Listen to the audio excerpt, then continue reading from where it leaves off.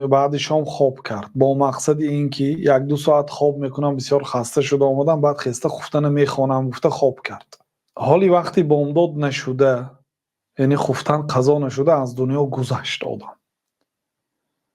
امید میکنیم که الله تعالی به این خفتنش جزا نمیتید او را، برای آنکه خفتن ناخوانده خواب کردن مکروه است نه حرام. پیامبر صلی الله علیه و سلم کان یکره النوم قبل. ابو برزه اسلمی رضی الله عنه میگه که پیامبر صلی الله علیه و سلم پیش از اینکه خفتن خوانن خواب کردن رو بد میدیدن، یعنی مکروه است لیکن حرام نیست.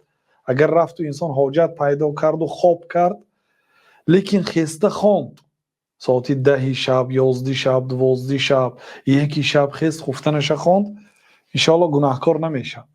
لیکن مکروه است پیش از خفتن خواب کردن، خفتن به دیر گذاشتن، از نصف شب به اون طرف گذاشتن مکروه است و اگر بامداد شده ماند بعد گناهکار میشد، جوابگری کشیده میشد. بله.